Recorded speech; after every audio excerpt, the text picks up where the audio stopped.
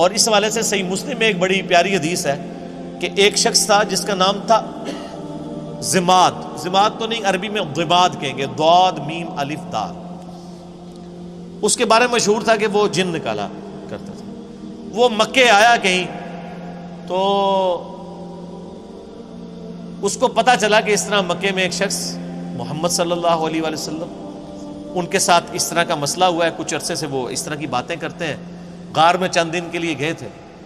لوگوں نے پھر مشورہ کیا تو اس نے کہا کہ مجھے نبی علیہ السلام کے پاس یعنی محمد کے پاس لے چلو. وہ آیا، اس نے بڑے یعنی اخلاقی انداز میں کہا کہ اے محمد، اگر آپ چاہیں تو میں آپ کا علاج کر سکتا ہوں. میں جنات کا، اسیب کا، اس طرح کا جو سایہ وغیرہ ہوتے ہیں میں اس کا علاج کرتا ہوں. تو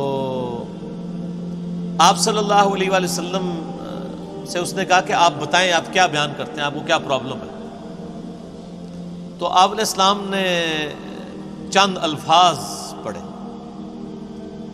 ان الحمد للہ نحمدہ ونستعینہ ونستغفرہ.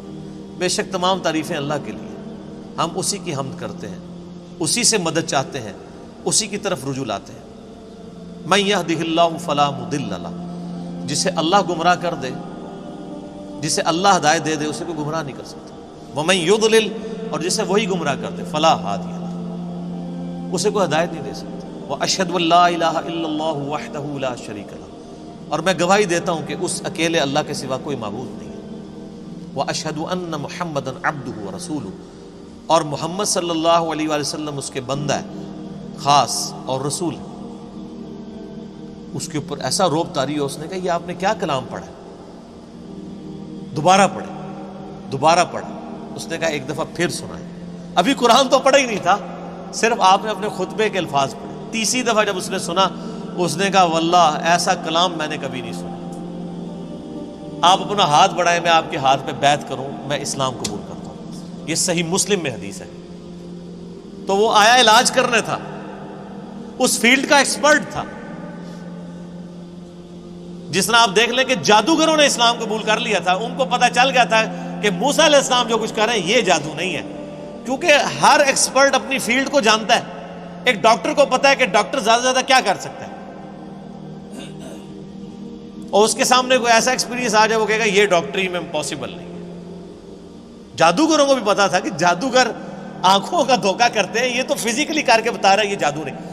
تو جادوگر جن کی بیس پہ فرعون اکڑا ہوا تھا وہ تو مسلمان ہو گئے. اس کے بعد تو فرعون کو ویسے ہی مسلمان ہو جانا چاہیے تھا، لیکن نہیں ہوا. ہدایت اس کی قسمت میں نہیں تھی. یہاں پہ بھی مشرکین عرب جو بار بار کہتے تھے اس پہ جنات کا اثر ہے، جو جنات کا ایکسپرٹ ہے وہ کہہ رہے کہ یہ جنات کا اثر نہیں ہے، اور وہ مسلمان ہو گیا. اس کے بعد گنجائش رہتی تھی کہ مشرکین عرب نبی علیہ السلام پہ ایمان نہ لاتے، لیکن وہ قسمت میں ہدایت. اور لوگ کہتے ہیں جی اللہ کے نبی زندہ تھے، لوگ پتہ نہیں کیوں نہیں بات مانتے تھے. آج اللہ کے نبی کی بات مان رہے ہیں لوگ. وہ تو ان سے بہتر تھے، وہ کافر تھے، کم از کم ڈٹے تو ہوئے تھے نا. یہ مسلمان ہو کے اللہ کے نبی کی بات ماننے کے لیے تیار نہیں ہے. تو میں تو آج کل کے مسلمانوں کو دیکھتا ہوں تو مجھے اندازہ ہو جاتا ہے کہ واقعی یار ایک بندہ نبی کو مان کے بھی نبی کی نہ مانے تو یہ تو بڑا مسئلہ ہے، اور ایک بندہ نبی کو مان ہی نہیں رہا وہ اس کی نہ مانے تو وہ چھوٹا مسئلہ. یہ جو آج کہہ رہے ہوتے ہیں نا جی وہ کاش تیرے زمانے میں ہوتا تو میں تیرے قدموں سے لپٹ جاتا، کبھی میں تیری جوتیوں کا تسمہ ہوتا، یہ کچھ ہوتا. میں کہنا رفع دین پھر بھی نہ تو شروع کرتا. تو کہنا ہم لوگ کہیں گے کہ یار ایک مکھیا میں مارنا ہے. یعنی جو اتنا بزدل ہے آج کے دور میں کہ وہ اپنے نظریات کو قرآن و سنت پڑھ کے چینج کرنے کے لیے تیار نہیں ہے، تو وہ ابو جہل ہی ہوتا. یہ ضروری نہیں ہے کہ تیرے ہوتے جنم لیا ہوتا تو ابو بکر عمر عثمان و علی ہوتا رضی اللہ عنہم اجمعین. نہیں، عین ممکن ہے کہ ابو جہل ہوتا، عبداللہ ابن ابی ہوتا. یہ بات کرنا بڑا آسان ہے، تیرے ہوتے جنم لیا ہوتا. یہ ساری کہانی ہے میرے بھائی، یہ بڑا مشکل کام ہے. یہاں پہ آپ دیکھ لیں نبی علیہ السلام کے کارٹون بنتے ہیں تو جنہوں نے داڑیاں نہیں رکھی سب سے پہلے وہ آ کے بینک توڑتے ہیں، شیشے توڑتے ہیں، گاڑیوں کو آگ لگاتے ہیں عشق رسول کے نام پہ. انہی کو کہتے ہیں کہ یار داڑھی رکھ لو، نال ہی ٹھوس. حالانکہ ہونا یہ چاہیے کہ ان کافروں نے نبی علیہ السلام کے جو کارٹون بنائے ہیں اس میں نبی علیہ السلام کی مبارک داڑھی میں بم رکھ کے نا انہوں نے اس طرح کی شکلیں بنائی ہیں. تو پھر جڑا بننا کہ تو نے میرے نبی کی داڑھی میں بم دکھایا ہے. ابھی تو میں نے داڑھی نہیں رکھی تھی لیکن آج سے میں داڑھی رکھتا ہوں. ایسی کی تیسی تم لوگوں کی، تو کوئی کرنے کے لیے تیار نہیں ہے. مشکل کام ہے. اب بینک لوٹنا، گاڑیوں کو آگے لگانا، اے ٹی ایم مشینیں اکھاڑ کے لے جانا، ثواب دیکھیں، اے ٹی ایم مشین اکھاڑیں، آپ کو پیسے بھی ملے اور ثواب بھی ملے، اور کیا چاہیے. ظاہر ہے یہی کہانی کرائی گئی ہے نا. پاکستان میں تو مولوی یہی پٹی پڑھا رہے ہیں نا. جو بھی اینٹی اسٹیٹ ایکٹیویٹیز پہ علماء ابھار رہے ہیں اپنی عوام کو، وہ یہی کچھ کر رہے ہیں نا. غلامی رسول میں موت بھی قبول ہے، غلامی رسول میں اے ٹی ایم مشین لوٹنا بھی قبول ہے. تو سر پھر ایسی غلامی تو ہر بندہ کرے گا نا. دوویں جہانی مٹھے پاؤں کہ مشین بھی لوٹ لی اور جنت بھی پکی کروا لی. تو یہ ساری باتیں کرنا یعنی آسان ہے، یہ دعوے کرنا آسان ہے، لیکن حقیقت ہے کہ یہ بڑا مشکل کام ہے سچائی کو قبول کرنا. تو اللہ تعالیٰ فرماتا ہے کہ تمہارے صاحب مجنون نہیں ہیں، ان پہ کوئی جنات کا اثر نہیں ہے. اور پھر نبی علیہ السلام کا کریکٹر بھی ان پر گواہ تھا. جنات کے اثر والے لوگ تو بہکی بہکی باتیں کرتے ہیں. جس پہ جنات کا اثر ہو وہ یہ لوگوں کو کہے گا کہ اپنی بچیوں کو زندہ دفن نہ کرو، اپنے ماں باپ کے ساتھ اس نے سلوک کرو، اس خدا کی عبادت کرو جس نے تمہیں بے قدر پانی سے پیدا کیا ہے.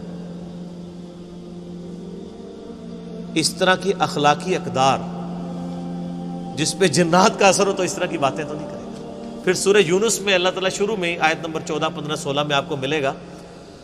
اللہ تعالیٰ فرماتا ہے کہ یہ کہتے ہیں کہ اے نبی ان سے فرما دو اگر اللہ نہ چاہتا تو میں کبھی قرآن تم پہ نہ پڑھتا. اور یہ کافر کہتے ہیں کہ نبی اس قرآن کو بدل دو یا کوئی اور قرآن لے آؤ، یعنی یہ تو بہت سخت قرآن ہے. اے نبی تم فرماؤ کہ مجھے کوئی حق حاصل نہیں کہ میں اپنی مرضی سے اس قرآن کو بدل دوں. میں تو خود اس وحی کا پابند ہوں جو اللہ کی طرف سے میری طرف آتی ہے. قل انی اخاف ان عصیت ربی عذاب یوم عظیم. اے نبی یہ بھی فرما دو کہ بالفرض اگر میں بھی اپنی خواہش نفس سے کچھ ایسا معاملہ کرتا ہوں، اپنے رب کی نافرمانی کرتا ہوں، تو میں بھی ڈرتا ہوں کہ بڑے دن کا عذاب مجھے بھی آ پکڑے گا. اس سے زیادہ اور کس طریقے سے آپ کو بات سمجھائی جاتی کہ قرآن میں یہ آیت 3 دفعہ ریپیٹ ہوئی ہے، سورہ یونس میں، سورہ الانعام میں اور سورہ الزمر میں. قل انی اخاف ان عصیت. اے نبی تم فرماؤ مجھے تو خود خوف لگا ہوا ہے کہ بالفرض اگر میں نے بھی اپنے رب کی نافرمانی کی تو بڑے دن کا عذاب مجھے بھی آ پکڑے گا. یہ آپ کے بابے ہیں جو کہتے ہیں جو ہمارا مرید ہوا تو ہم تو اس وقت تک جنت میں نہیں جائیں گے، حالانکہ وہ بابے خود نماز پڑھ رہے ہوتے ہیں نہ ان کے مرید نماز پڑھ رہے ہوتے ہیں. نماز کا پوچھے کہتے ہیں مدینہ شریف پڑھتے ہیں.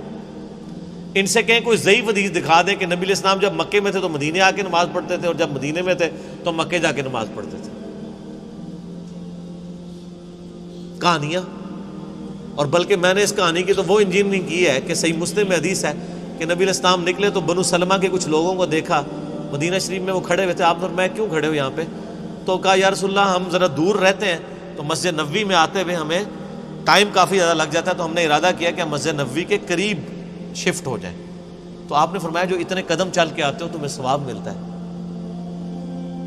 ان کا یا رسول اللہ لیٹ ہو جاتے ہیں، پہنچنے میں تکلیف ہوتی ہے. تو آپ نے فرمایا ہر قدم پہ ثواب ملتا ہے.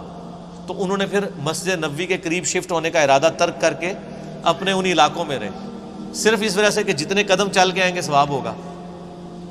تو میرا ایک معصومانہ سوال ہے کہ بزرگ تو اڑ کے یہاں سے مدینے پہنچ جاتے ہیں، وہ بنو سلمہ والے صحابہ جو کہتے ہیں ایک ادنا صحابی دی بھی پیروں دی خاک نہیں ہوتا، ولی تو اڑتا پھردا ہے مکھی مچھر آر، اور صحابی وہ بیچارہ شفٹ ہو رہا ہے مدینے کے قریب. کہانیاں. کیونکہ یہ صحیح مسلم شریف ہے، وہ بزرگ شریف ہے. اور اگر کوئی کہتا ہے نہیں نہیں وہ آپ کو سمجھ نہیں آیا تو لے آؤ بابا کوئی اڑ کے دسے. سب کہانیاں. تو یہ انہوں نے دین کو بگاڑ کے پیش کیا ہوا. کتابوں کا دین اور ہے، بابوں کا دین اور. اللہ تعالیٰ فرماتا ہے کوئی تمہارے نبی کے اوپر جنات کا اثر نہیں ہے، ان کی تو تعلیمات بتا رہی ہیں.